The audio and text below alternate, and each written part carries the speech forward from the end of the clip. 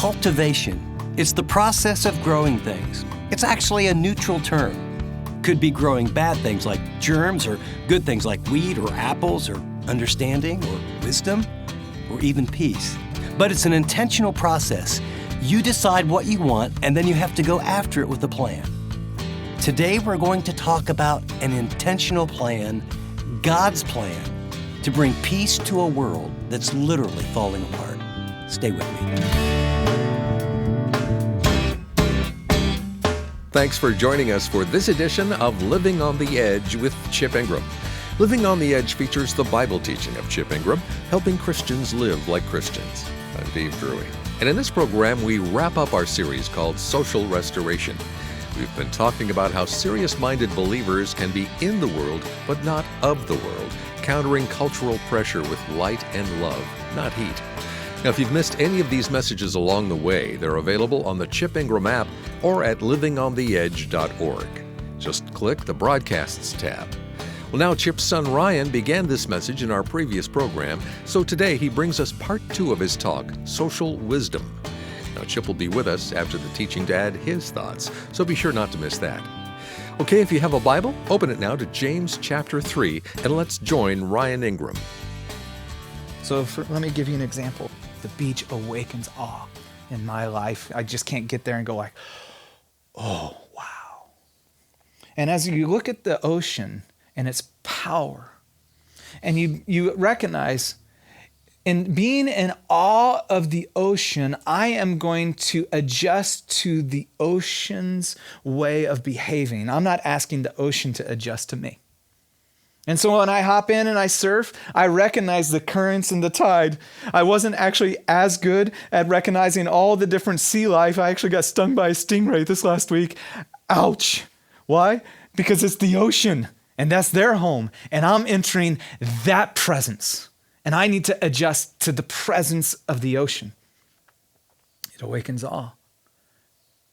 And see, what holiness is, or purity, is a response to the God who awakens awe. Proverbs says the beginning of wisdom is the fear of the Lord, or the awe of the Lord.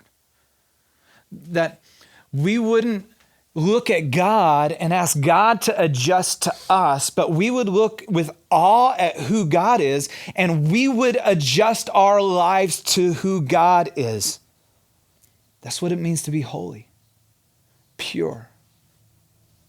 Whoa, I'm in your territory. You are God. You are great.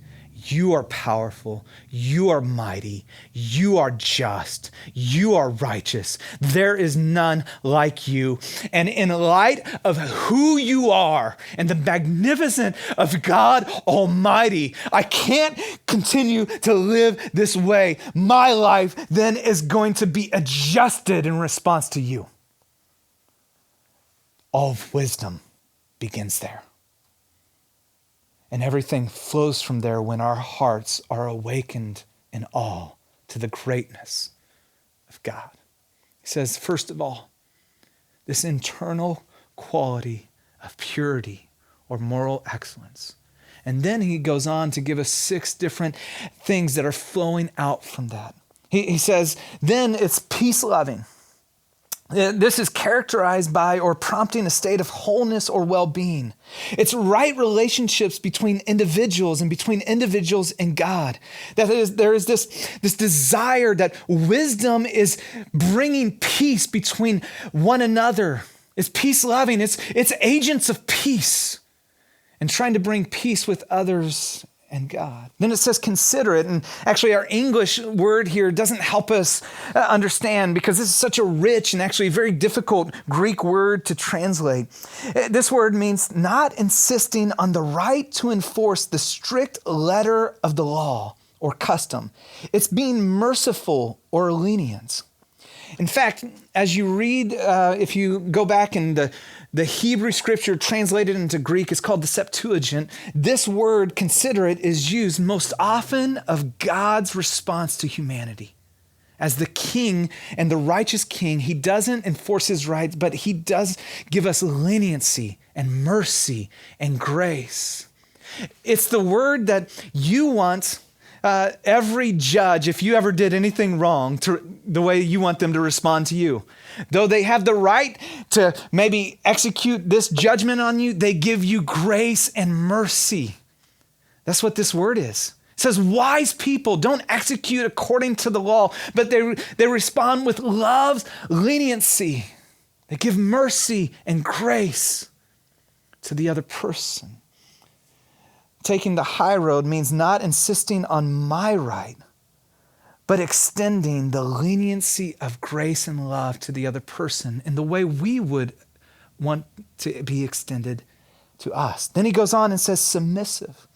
This idea is willing and open to adopting another's position, belief, or course of action with sufficient reason or evidence. It's literally being open to reason, willing to listen. In fact, you could just write in your Bible, not being stubborn. That's what this is. Don't be stubborn. See, it says true wisdom, first of all, pure. Then it's peace-loving. It's about restoration of relationships. It's considerate. It's a grace, mercy-giving moment. That's what wisdom engages in the midst of hurt and pain. And then it sits down and it's willing to listen, willing to learn, willing to go, okay, what's going on?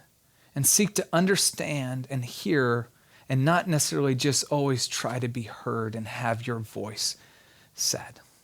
It says it's submissive. It's not stubborn. Then it goes on and says full of mercy and good fruit. This is compassion moved to action.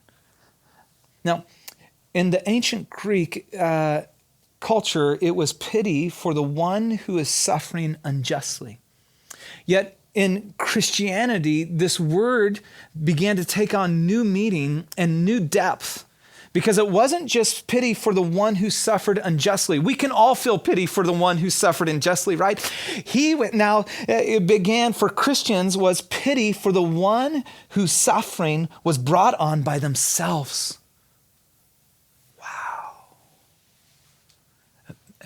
Do you see how this brings about social restoration? When you lay down your rights, when you're willing to listen, when instead of judging the person who, because of all they've done, deserve to be judged, you have pity and you engage. This idea of mercy isn't complete until it takes action. It's not just about feeling bad. It's feeling pity or bad for them to doing good. That is what wisdom does. It takes the high road. And it says impartial. Not tending to cause factions or divisions within a group, not being judgmental or divisive, free from prejudice. Saying, I'm not going to play one side or the other. I'm going to engage in this moment with you. I'm going to sit and listen and hear and learn. And I'm not going to, play favorites. And I'm going to, impartiality, stand in the middle and hurt and grieve and love. And it's harder that way. In fact, you get more people angry at you that way because you're in the middle of both sides. And where you say, no, I'm going to simply do my best to love the way Jesus loved without distinction. And then finally he says, it's sincere, without hypocrisy. It never pretends to be what it's not. It never acts a part to gain its own end. What you see is what you get. There's not a secret agenda with wisdom when it takes the high road. There's not an ulterior motive. You don't have to question or guess what is going on and what are they up to really. See, James is saying wisdom that comes from heaven starts and originates from inside here, where our hearts are so in awe of who God is, we adjust our lives to God, and then it flows out when we're peace-loving, considerate, submissive, full of mercy. It's saying, you know what? I'm going to recognize the counterfeit wisdom where it's fueled by these negative emotions. They're powerful. And then I'm going to choose. I'm going to choose to take the high road. Man, the low road, hell celebrates in. I'm going to take the high road. I mean, you can just start there and just go, okay, in this moment, in this post, in my response to my wife or my kids or my coworkers, what does the high road require of me? What does it look to take the high road? And then he's going to say this. True wisdom sows seeds of reconciliation. You want to know what true wisdom does? It sows seeds of reconciliation, not retaliation. It sows seeds of reconciliation, not retribution. It sows seeds of reconciliation, not revenge. Notice what he says. To follow in the ways of Jesus. Memorize that verse. It's very short. You can do it. You can do it. Peacemakers who sow in peace reap a harvest of righteousness. Man, we look around at the world and we're seeing the brokenness, the heartache, the pain, the dysfunction, the injustice. I go, what in the world is going to change this? Jesus followers. Jesus followers who stop playing games, pretending like, this is just a social club for my personal benefit, but realize you've been placed on this planet for a purpose. You are redeemed for a purpose. You have been given the ministry of reconciliation to bring hope and life and peace. You are called, I am called by how we talk, how we walk, how we act to be peacemakers in every situation. Peacemakers. Well, what is reconciliation? It's the process by which enemies are brought into friendship.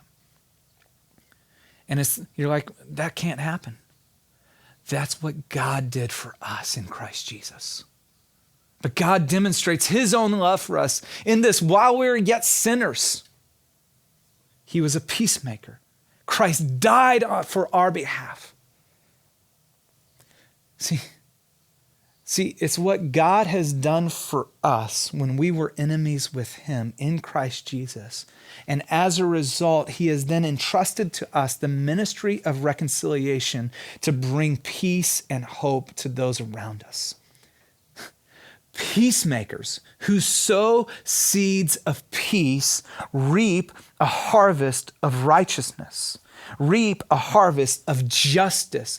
When you sow seeds of peace, the harvest that you reap is right relationships between God and others, living according to God's design. See, nothing good grows in an atmosphere, in a culture of hostility and anger and vitriol. But when you sow seeds of peace, righteousness can grow out of it. Restoration comes. See, social restoration is cultivated by followers of Jesus, sowing peace as true social wisdom. Now, I want you to notice something, and we'll close here. Social restoration is cultivated. Do you notice it said, peacemakers who sow peace?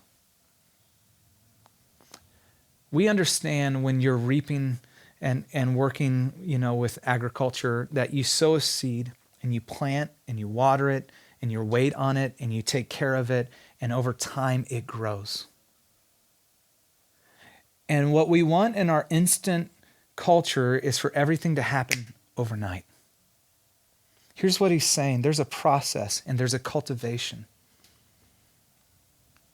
How do we navigate these culturally complex, emotionally charged, socially intense times to bring about social restoration? We have to cultivate being peacemakers.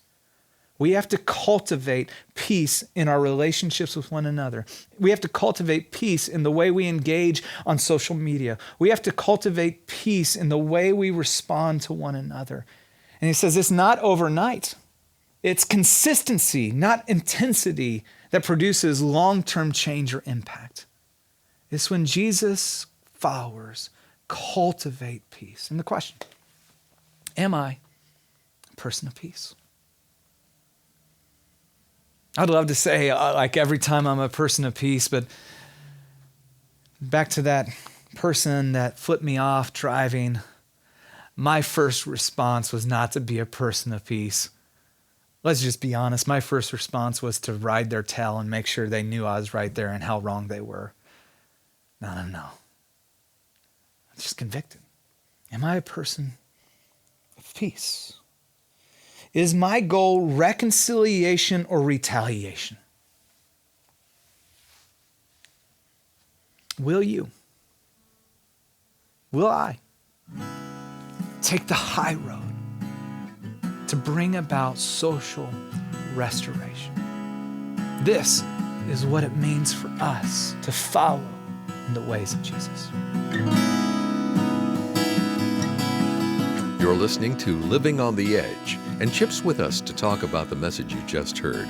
But in case you joined us a little late, our guest teacher today was Ryan Ingram with his message, Social Wisdom. Social restoration is complicated. Even with the best of intentions, well-meaning people get themselves into trouble. So how do we make a difference and bring light, not heat? Well, these messages from Ryan Ingram bring a lot of clarity to that question. He looks at our current circumstances with a gospel vision of community and provides biblical solutions. For a limited time, resources for social restoration are discounted, and the MP3s are always free. To order your copy or to send it to a friend, visit us online at livingontheedge.org. For additional information, just give us a call at 888-333-6003. I'll be right back in just a minute to talk about some very specific application to this teaching by Pastor Ryan Ingram.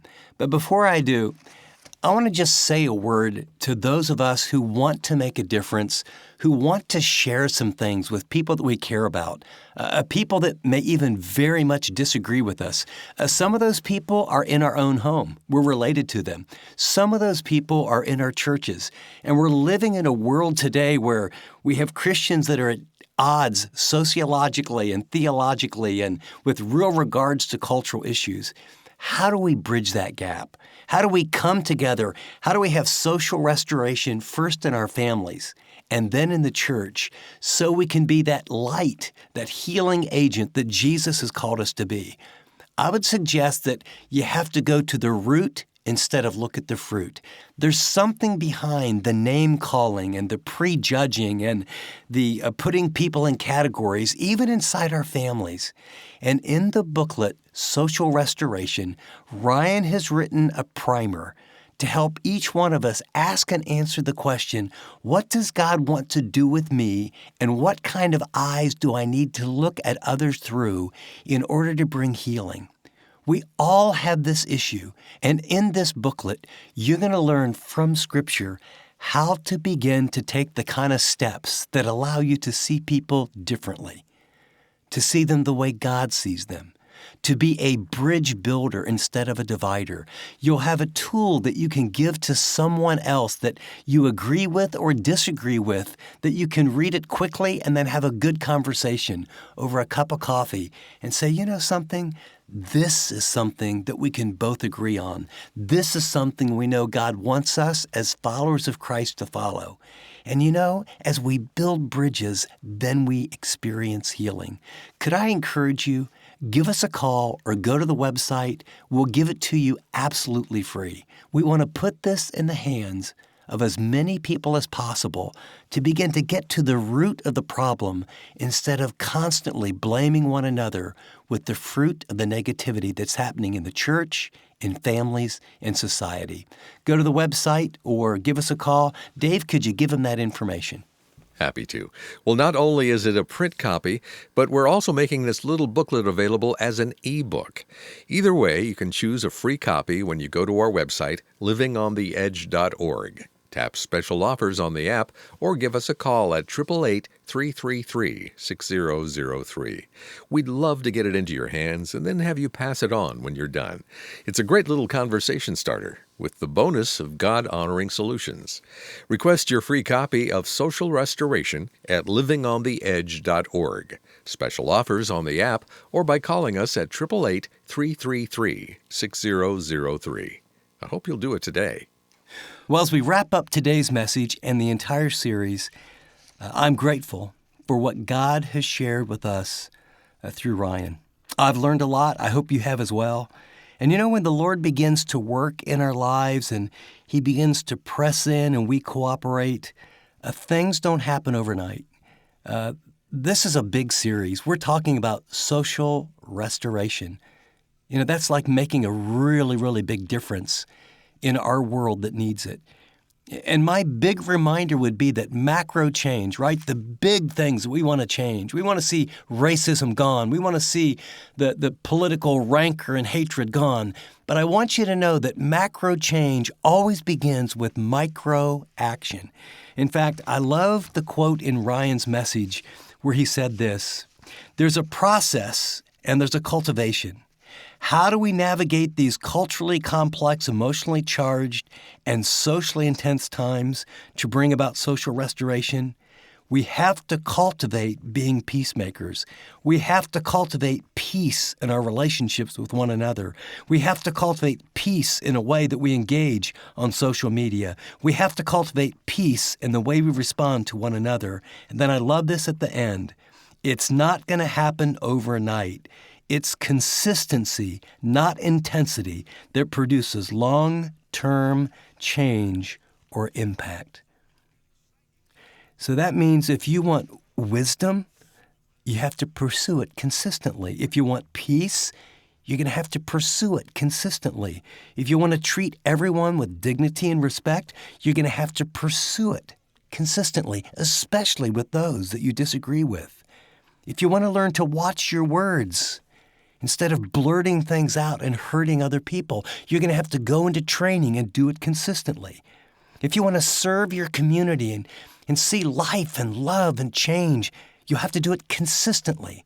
This isn't just a little reaction where we say, "Oh yeah, I'm going to do this for a couple days."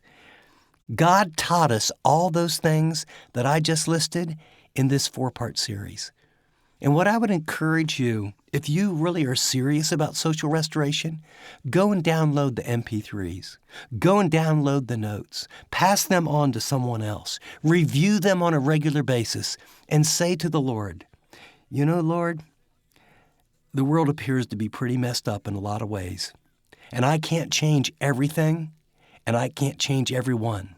But I can change some things, and I can change one person for sure. And the micro change that's going to change the world begins not out there, it begins with me and it begins with you." What micro changes do you need to make? Your speech, your attitude, your prejudice, your tongue. Say, "Lord, help me." Review these things. You take micro steps, I'll take micro steps, and as your little world changes and millions of other people's little world changes, guess what? Our world's going to change. Social restoration is possible, but only in the power and the grace of the Holy Spirit working in you and working in me. Let's do this together.